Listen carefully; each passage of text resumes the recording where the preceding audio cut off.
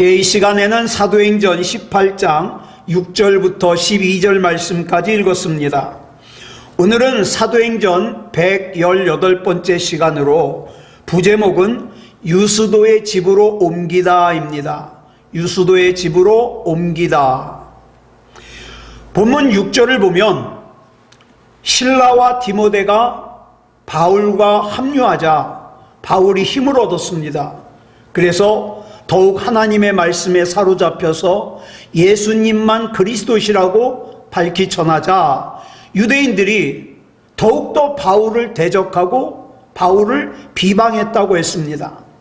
여기서 우리말 비방하다로 번역된 헬라어 동사가 블라스페메오인데 이 단어는 단순히 중상모략하다, 비방하다, 명예를 훼손하다, 욕설을 퍼붓다 이런 의미를 뛰어넘어요.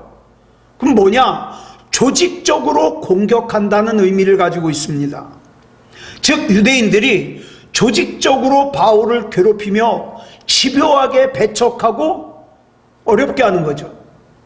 이로 미루어 실라와 디모데가 고린도에 와가지고 바울과 합류하기 이전에 한번 생각해 보세요. 바울은 혼자예요. 바울이 회당에서 하나님의 말씀을 홀로 전할 때부터 이방인들과는 달리 유대인들은 바울에게 심히 적대적이었어요. 이때 바울로부터 복음을 막 영접한 지난 시간에 우리가 나눈 아굴라 부부는 아직 초신자예요. 초신자이기 때문에 이 바울에게 육체적으로는 동역자가 될 수 있지만 같이 천막을 만들면서 숙식을 해결하니까 육체적인 동역자는 될 수 있지만 아직 영적으로는 동역자가 아니었거든요. 그러니 바울이 얼마나 외로웠겠습니까? 그와 같은 상황 속에서 이 바울이 타락한 도시인 고린도에서, 그것도 자기에게 심히 적대적인 유대인들이 있는 회당에서 혼자의 몸으로 하나님의 말씀을 전한다는 것은 영적으로나 육체적으로나 무척 힘든 일이었을 겁니다. 바로 그때, 그렇게 힘들 때 바울의 신실한 동역자였던 실라와 디모데가 고린도로 왔어요. 그래가지고 합류했습니다. 그러니 얼마나 힘이 나겠습니까? 저와 여러분도 내 옆에 있는 사람에게 영적으로 힘이 되어주는, 영적으로 담대하게 할 수 있는 그런 존재가 돼야죠. 그와 동시에 바울이 힘을 얻어가지고 하나님의 말씀에 더욱 사로잡혔다는 거예요. 실라와 디모데는 예수 그리스도 안에서 이미 그 영혼이 거듭난 사람들이에요. 그러니까 바울이 이방인들과 그 다음에 자기를 적대하고 배척하는 유대인들만 만나다가 영혼으로 거듭난, 영적으로 통하는 사람들을 만나니까 얼마나 좋겠습니까? 그동안 타락의 도시인 고린도에서 홀로 힘겨웠던 영혼과 육체가 힘을 얻어가지고 더 강건해졌다는 것은 두말할 것도 없죠. 이것이 본문 5절에서 바울이 하나님의 말씀에 붙잡혀 유대인들에게 예수는 그리스도라 밝히 증언했다고 강조한 이유입니다. 자, 영혼이 거듭난 실라와 디모데를 만남으로 영혼이 더욱더 새로워지고 힘을 얻은 이 바울이 그동안 자기에게 적대적이었고 그 다음에 자기를 배척하고 힘들게 했던 유대인들에게 더욱더 담대하게 예수 그리스도를 전하였음을 정확하게 말씀하고 있는 겁니다. 자, 영혼이 더욱더 건강하게 강건하게 거듭난 바울은 그 후로 그 고린도에서 1년 6개월 동안 체류하면서 십자가에서 생명의 보혈을 흘려주신 예수님만이 인간을 영원히 살게 할 수 있는 구원자이심을 증거했습니다. 그 결과 본문 8절에 보면은 이 타락의 도시인 고린도에서 바울에 의해서 수많은 사람들이 예수님을 구주로 영접하고 세례를 받아서 구원받았습니다. 자, 본문 6절 우리 다시 한번 보겠습니다. 시작. 그들이 대적하여 비방하거늘 바울이 옷을 털면서 이르되 너희 피가 너희 머리로 돌아갈 것이요 나는 깨끗하니라. 이후에는 이방인에게로 가리라 하고, 여기 보면 굉장히 무섭고도 중요한 말씀이 나와요. 여기 보면 바울이 자기를 조직적으로 괴롭히고 그 다음에 집요하게 배척하는 유대인들 앞에서 옷을 털었다 그랬어요. 옷을 털었다. 자, 유대인들의 관습에 이방 지역을 갖다가 통과하게 되면 그 지역을 벗어나자마자 옷과 발에 묻은 먼지를 털어내요. 이건 무슨 뜻이냐? 이방 지역의 부정한 먼지를 그대로 묻혀오지 않겠다는 일종의 거룩한 구별 의식이죠. 나는 이방의 것을 내 몸에 묻히지 않겠다. 그런데 바울이 본문에서 자기의 옷에 먼지를 턴 것은 그런 뜻이 아니에요. 유대인의 거룩한 의식을 따르기 위함이 아니라 누가복음 9장 5절을 보면 그 뜻을 알 수 있어요. 예수님께서 제자들을 짝지어서 전도하러 보내시면서 이렇게 말씀하십니다. 시작. 누구든지 너희를 영접하지 아니하거든 그 성에서 떠날 때에 너희 발에서 먼지를 떨어버려 그들에게 증거를 삼으라. 자, 내가 복음을 전했어요. 영원한 생명의 복음, 천국에 갈 수 있는 복음을 전했어요. 그런데 그 복음을 전해도 받아들이지 않는 사람에게는 미련을 두지 말라는 거예요. 바울은 예수님의 그 말씀대로 자기를 조직적으로 괴롭히고 배척하는 유대인들 앞에서 옷에 먼지를 털었습니다. 이 행동은 이제는 너희들에게 더 이상 미련을 두지 않겠다는 공개적인 선포예요. 그리고 바울은 유대인들에게 이렇게 말합니다. 줄친 것만 시작. 너희 피가 너희 머리로 돌아갈 것이요 나는 깨끗하니라. 왜? 나는 복음을 전했거든요. 나는 예수 그리스도를 전했거든요. 그런데 그 전해진 예수 그리스도를 거부하고 영접하기를 싫어하고 그 다음에 배척했으니까 구원받지 못한 책임은 누구에게 있다는 거예요? 거부한 사람에게 있다는 거예요. 나는 전했으니까. 그 뜻이에요. 내가 너희들에게 전한 생명의 복음을 너희들이 거부하여 너희들이 하나님의 심판을 받더라도 그것은 그와 같이 거부하기를 선택한 너희들이 책임이지 내 책임이 아니다. 이런 뜻이에요. 그렇지 않습니까? 여러분, 강물이 구석구석 들어갔는데 그곳에 사는 사람들이 그 강물이 자기 앞에까지 왔어요. 그런데도 그 강물을 마시지 않고 떠마시지 않고 갈증으로 죽었다면 강물 책임입니까? 떠마시지 않은 사람 책임입니까? 바로 그 얘기예요. 흘러간 강물의 책임일 수가 없다는 거죠. 그 다음에 바울이 이렇게 얘기를 합니다. 줄친 것만 시작. 이후에는 이방인에게로 가리라. 이렇게 말씀을 끝맺고 있어요. 이 말은 오해하면 안 돼요. 이제는 유대인들 너희들과는 내가 상종하지 않겠다. 그런 뜻이 아니에요. 그런 뜻이 아니라 너희들은 지금 복음을 배척하고 있는데 너희들보다 복음에 대하여 우호적인 이방인들에게 내가 더 힘을 쏟겠다는 뜻이죠. 바꿔 말하면 너희들이 복음을 전하는데 복음을 받아들이지 않는 장애물이에요.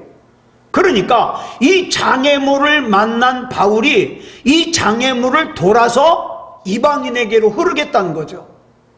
생명의 강이었던 바울이 유대인이라고 하는 장애물을 돌아서 흐른 결과를 본문 7절에 이렇게 말씀하고 있습니다. 시작. 거기서 옮겨 하나님을 경외하는 디도 유스도라 하는 사람의 집에 들어가니 그 집은 회당 옆이라. 자, 지금 바울이 유대인들이 모여있는 회당에서 배척을 당했습니다. 조직적으로 괴롭힘을 당했어요. 그 사람들이 복음을 받아들이질 않아요. 그래서 옷에서 먼지를 털은 이 바울은 회당 바로 옆에서 살고 있는 디도 유스도라는 사람의 집으로 들어갔습니다. 자, 그러면 바울이 아무 한 번 일면식도 없는, 아무 연고도 없는 디도 유스도의 집으로 무턱대고 들어갔겠냐? 그러진 않았겠죠. 유대인 회당에서 배척당한 바울이 그 디도 유스도의 집으로 들어갔다는 것은 그 집의 주인인 유스도가 바울을 자기 집으로 맞아들였다는 뜻이에요. 그런데 이 디도 유스도라는 이름이 로마식 이름입니다. 그러니까 이로 봐서 우리가 알 수 있는 게 뭐냐? 이 디도 유스도라는 사람은 이방인이에요. 로마인이에요. 그런데 본문은 이방인을 가리켜, 이 이방인인 디도 유스도를 가리켜 뭐라고 소개하고 있느냐? 줄친 것만 보겠습니다. 시작. 하나님을 경외하는 디도 유스도, 이렇게 소개하고 있어요. 즉 그는 이방인이었지만 유대교로 개종을 해가지고 유대인 회당에도 다니며 하나님을 경외하는 사람이라 이 말이에요. 하나님을 믿는 사람이에요. 그런데 어느 날부턴가 바울이라고 하는 사람이 회당에 나타나서 예수 그리스도의 복음을 전하기 시작하는 거예요. 그래서 이 바울이 전하는 예수 그리스도의 복음을 듣고 나서 보니까 하나님의 선민, 선택된 민족이라고 자처하던 유대인들은 조직적으로 그 복음을 전하는 바울을 괴롭히며 집요하게 배척했던 반면에 이방인이었던 디도 유스도는 유대인들에게 배척당하는 그 바울을 자기의 집으로 맞아들였습니다. 이 얼마나 대조적입니까? 여러분, 우리가 절대 착각하면 안 돼요. 결코 신앙은 내가 뭐 10년 믿었네, 20년 믿었네, 우리 집은 3대네, 4대네, 이거 가지고 결정되는 게 아니에요. 또 내 직분이 목사네, 장로네, 권사네, 집사네, 이거 가지고 결정되는 거 아니에요. 또 내 신분이 어떻다는 거 가지고 결정되지 않아요. 내가 재산이 얼마나 있는 것 가지고 결정이 되지 않아요. 참된 신앙은 어디서 결정되는가? 생명의 복음에 대하여 어떤 반응을 하고 있느냐, 여기서 결정 나는 거예요. 아무리 교회 오래 다녔어도 생명의 복음에 대하여 관심이 없다면, 반응이 없다면 그 사람 신앙이 없는 거예요. 예. 자, 여기서 바울이 디도 유스도의 집에 들어갔다는 것은 회당에서 배척당한 바울이 잠시 그 집에 들어가서 쉬었다는 뜻이 아니에요. 그동안 유대인들의 회당을 복음을 전하는 장소로 사용했던 이 바울이 거기서 하도 배척하니까 이제 회당에서 복음을 전하지 못하고 그 바로 옆에서 사는 디도 유스도의 집에서 복음을 전했다 이 말입니다. 이를테면 굉장히 놀라운 사건이에요. 이방인인 디도 유스도의 집이 놀랍게도 고린도에서 세워진 주님을 위한 첫 번째 교회가 된 거예요. 이게 얼마나 놀랍습니까? 놀라운 생명의 역사는 그걸로 그치지 않았습니다. 자, 본문 8절 우리 같이 보겠습니다. 시작. 또 회당장 그리스보가 온 집안과 더불어 주를 믿으며 수많은 고린도 사람도 듣고 믿어 세례를 받더라. 자, 유대법에 의하면 유대인 성인 남자 10명 이상이 있으면 어디든지 회당을 만들게 되어 있습니다. 그러므로 이 고린도에는 유대인 성인 남자가 많이 있기 때문에 회당이 여러 개가 있겠죠. 회당이 여러 개가 있어요. 자, 그런데 바울은 그 중에 한 회당에서 복음을 전한 거예요. 그리고 배척을 당한 거예요. 자, 그래서 배척을 당한, 유대인들에게 배척을 당한 바울이 그 회당 바로 옆에 살고 있는 디도 유스도의 집에서 복음을 전하자 여기 중요한 사건이 일어납니다. 다른 회당의 회당장이었던 그리스보라는 사람이, 회당장이니까 유대인이겠죠. 이 사람이 복음을 영접하고 예수님을 구주로 영접하고 그 사람뿐만 아니라 자기 온 가족과 함께 예수 그리스도를 구주로 영접하고 그리스도인이 되었어요. 여러분, 한 지역의 회당장이 다른 지역으로 찾아가서 다른 회당 근처에서 하나님의 말씀을 듣고 배운다는 것은 쉽지 않은 일이에요. 만약 바울이 그동안 복음을 전하던 회당에서 배척을 당하지 않았어요. 계속 거기서 복음을 전했어요. 그 회당에서. 그렇다면 다른 회당의 회당장이었던 그리스보는 그 회당에 못 들어오거든요.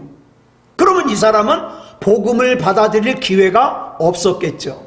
그러나 바울이 회당이 아닌 디도 유수도의 집에서 복음을 전했기 때문에 다른 지역의 회당장이었던 그리스보와 그의 가족들이 복음을 듣고 예수님을 구주로 영접하고 그리스도인이 될 수 있었습니다.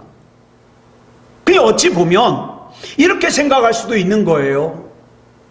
하나님께서는 이 그리스보라는 회당장과 그의 가족들을 구원하시기 위해서 바울로 하여금 그 회당 안에서 복음을 전하지 못하게 하시고 그 옆에서 살고 있는 디도 유수도의 집에서 복음을 전하게 하셨을 수도 있다. 여러분, 주님의 섭리는, 주님의 일하심은 이렇게 놀라워요. 내가 지금 당장 이해가 되지 않는다 하더라도 우리가 주님을 신뢰해야 되는 이유가 바로 거기 있는 거죠. 자, 본문 9절 보겠습니다. 시작.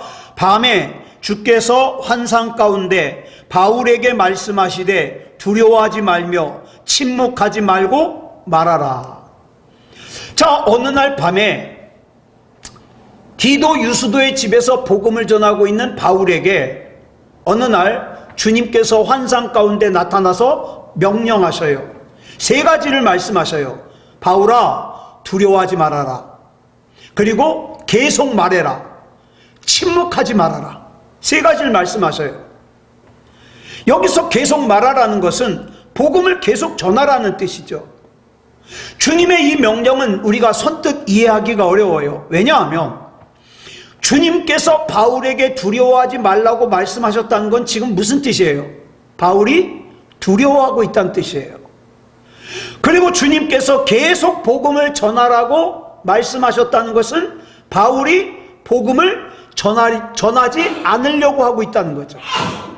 또 침묵하지 말라고 명령하신 것은 바울이 입을 다물고 침묵하고 있다는 뜻이죠. 그럼 지금 고린도에서 어떤 일들이 벌어지고 있는 겁니까?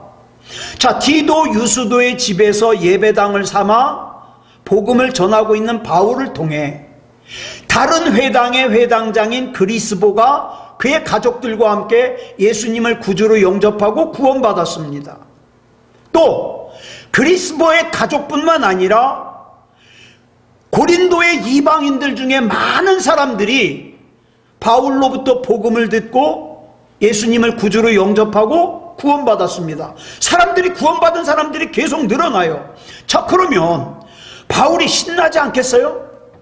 바울이 두려워하기는커녕 더욱더 신이 나서 복음을 전하는 것이 마땅한데, 그런데도 왜 주님께서는 그런 바울에게 두려워하지 말라 그러셨을까요? 복음 전하는 걸 중단하지 말고 계속 말하라 그러셨을까요? 왜 침묵하지 말라 그러셨을까요? 주님께서 지금 뭘 잘못 알고 계신 걸까요? 자, 이때 바울을 둘러싸고 있는 상황을 우리가 한번 살펴봐야 돼요. 이걸 알아야 주님께서 바울에게 이렇게 명령하신 이유를 알게 됩니다. 바울이 고린도에서 처음으로 복음을 전한 회당의 유대인들은 십자가의 예수님만 그리스도라고 증언하는 바울에게 심히 적대적이에요. 그래가지고 어떻게 해요? 바울을 조직적으로 괴롭혀요. 집요하게 배척해요. 이렇게 유대인들에게 배척을 당한 바울이 에이, 그럼 딴 데 가서 할 거야. 그리고 고린도를 떠나버렸다거나, 아니면 고린도에서 바울이 복음을 전했음에도 불구하고 예수님을 구주로 영접하는 사람들이 적었더라면 아무 일도 안 일어났을 거예요. 그런데 유대인들에게 배척당한 바울이 고린도를 떠나지 않고 로마인인 디도 유스도의 제안으로 회당 바로 옆에서 살고 있는 그 디도 유스도의 집에서 복음을 전했어요. 그랬더니 웬걸 다른 곳에서 회당장을 하고 있는 그리스도와 그 가족들이 구원받았어요. 그 다음에 고린도에서 살고 있는 이방인들이 막 몰려와가지고 예수님을 구주로 영접하고 구원받아요. 세례를 받아요. 자, 그러면 당연히 유대인들이 어떻게 했겠어요? 그 집요하게 바울을 배척했던 유대인들이 자기들의 회당 바로 옆에서 바울이 행하는 그 모든 일들을 지켜보기만 했을까요? 예. 여러분, 우리가 앞에서 살펴본 비시디아, 안디옥이나 데살로니가 혹은 베레아, 이 유대인들이 어떻게 했습니까? 패거리를 이루어가지고 악랄한 수법으로 사람들을 선동해가지고 바울을 괴롭히고 죽이려고 그랬잖아요. 자, 고린도에서의 유대인들도 그러지 않았겠습니까? 12절에 의하면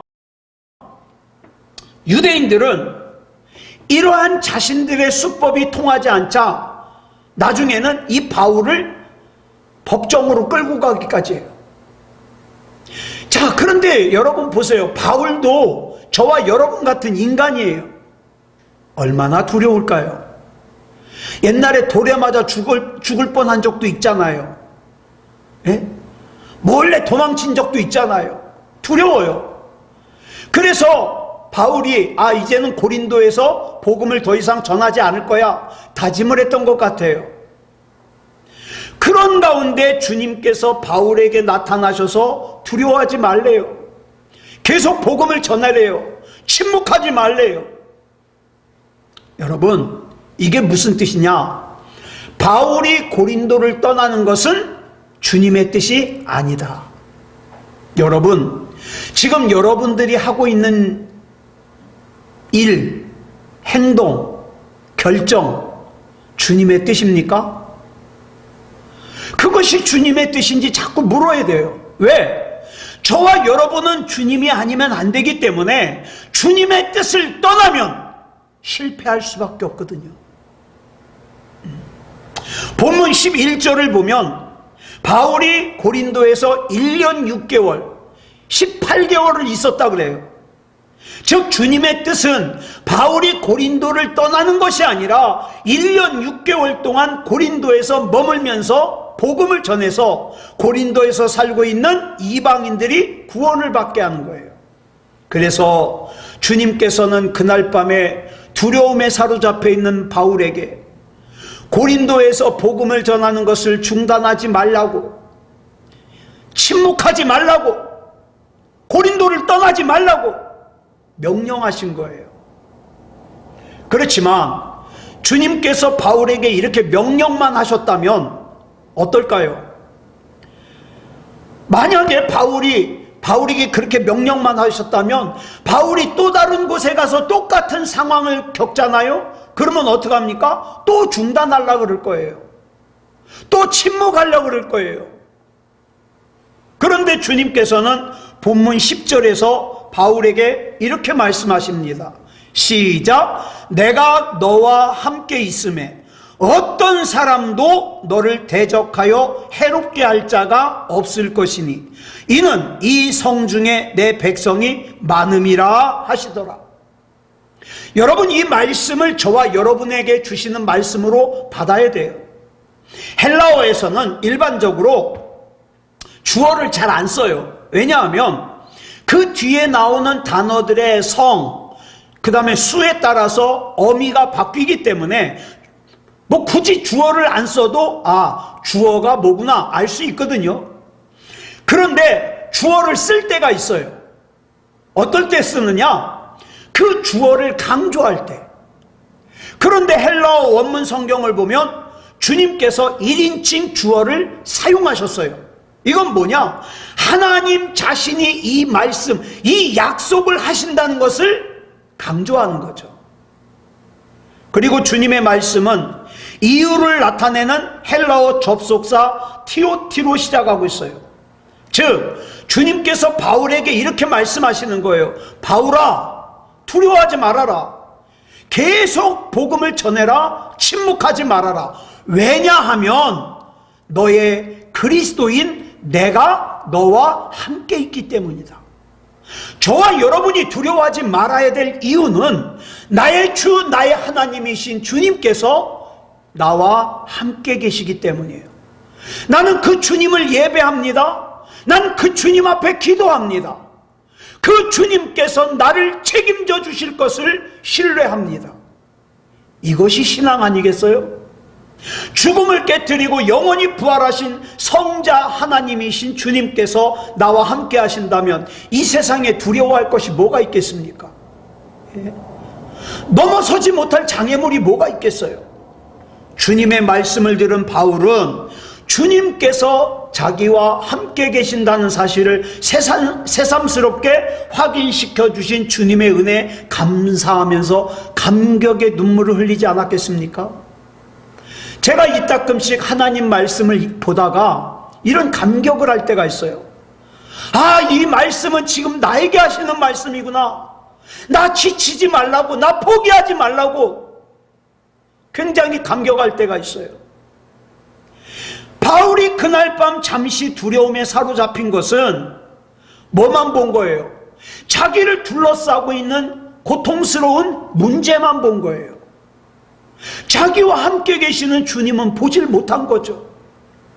그래서 주님께서 바울에게 나타나셔서 내가 너와 함께 있다 확인시켜 주시는 거예요. 이로 인하여 바울이 고린도를 떠나지 않고 1년 6개월 동안 복음을 전할 수 있었던 거죠. 그러면서 떠나지 말라고 하신 이유가 그 다음에 나오죠. 줄친 거 시작. 이 성중에 내 백성이 많음이라.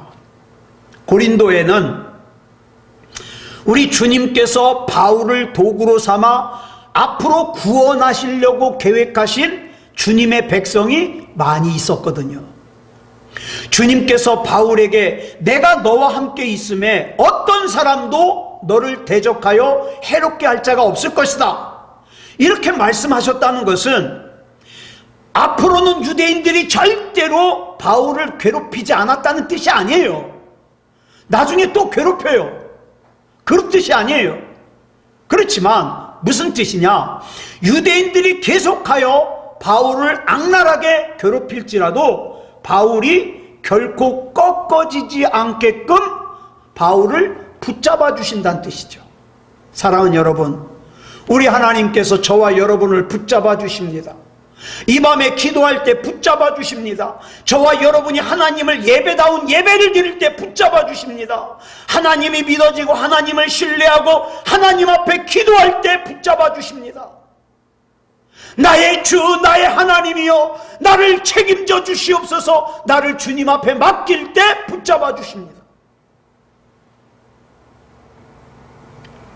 자, 본문 11절 보겠습니다. 시작. 1년 6개월을 머물며 그들 가운데서 하나님의 말씀을 가르치니라.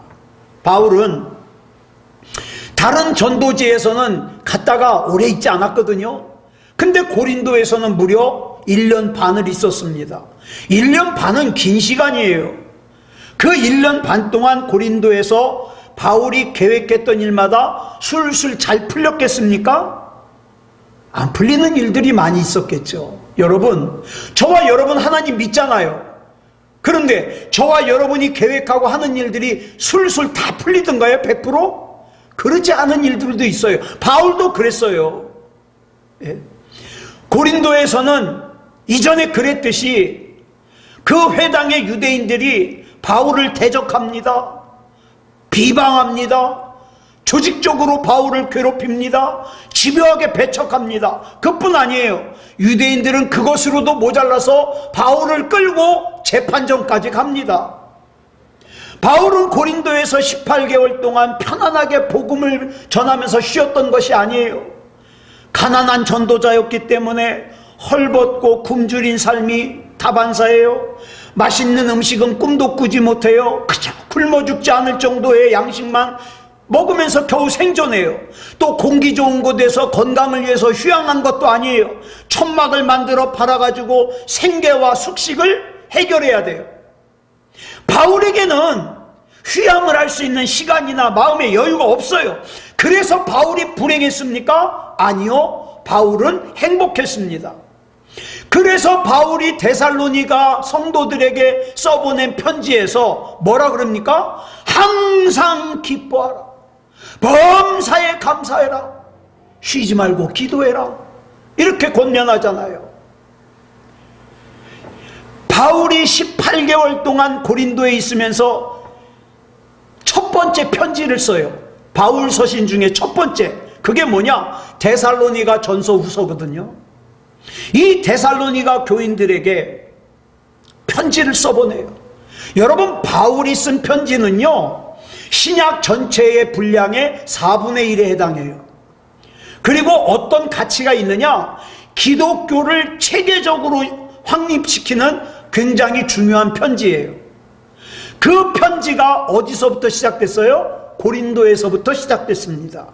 그것은 바울이 유대인들의 집요한 배척과 중상모략 속에서도 하나님께서 나의 삶을 책임져 주실 것을 신뢰하고 맡겼기 때문에 가능한 거예요. 사랑하는 여러분, 저와 여러분이 이 땅을 살아갈 때 참 고단한 일들이 많이 있죠. 힘든 일들이 많이 있죠. 그러나 하나님께 맡긴 인생은 두렵지 않습니다. 염려가 없습니다. 비록 세상적으로는 보잘것없어 보일 망정 하나님의 은총으로 기독교의 체계를 확립하는 주님의 도구로 쓰임받은 바울의 절대적인 행복을 믿음이 없는 사람은 몰라요. 여러분, 저와 여러분이 하나님을 믿는 신앙의 기쁨은요, 믿음이 없는 사람은 몰라요. 교회 다니는 것으로만 만족하는 사람은 몰라요. 주님과 친밀하게 교제하는 사람만 알아요. 우리 주님 앞에 맡길 줄 아는 사람이 알아요. 심지어는 바울이 네로 황제에 의해서 참수형을 당하잖아요. 예? 참수형을 당하면서도 이 바울은 그 절대적인 행복을 빼앗기지 않았어요. 이 하나님께서 주시는 절대적인 기쁨과 절대적인 감사와 절대적인 행복을 저는 저와 여러분이 경험했으면 좋겠습니다. 그 신앙 가지고 이 땅에서 살았으면 좋겠습니다. 저는 여러분들에게 복음 다 전하고 나중에 옷 털 거예요. 예? 복음을 받아들인 사람은 구원받고 천국 갈 것이고 하나님께서 주시는 평안을 누리겠지만, 이렇게 증거했음에도 불구하고 받아들이지 않아서 고단하다, 두렵다, 염려한다, 어떡하겠습니까? 받아들이지 않은 책임인데. 자, 하나님이요, 하나님의 말씀을, 하나님의 뜻을 받아들일 수 있는 믿음을 주시옵소서. 우리 하나님 앞에 그렇게 기도했으면 좋겠습니다. 아무쪼록 이 밤에 기도할 때에 우리 하나님 앞에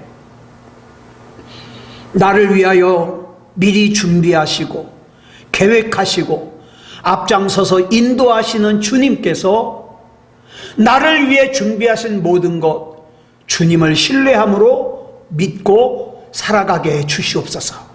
누리게 해 주시옵소서. 그렇게 기도하고 맡기는 저와 여러분이기를 그리스도 예수님의 이름으로 축복합니다. 기도하겠습니다. 사랑의 아버지 하나님, 감사합니다.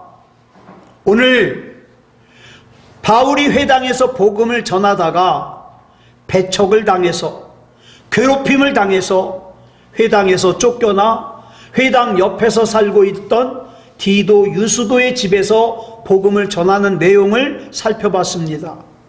어찌 보면 실패한 것 같고 어찌 보면 잘못된 것 같지만 그리로 하나님께서 인도하신 이유가 또 다른 곳의 회당장인 그리스도와 그 가족들을 구원하기 위함이었다는 것을 깨달았습니다.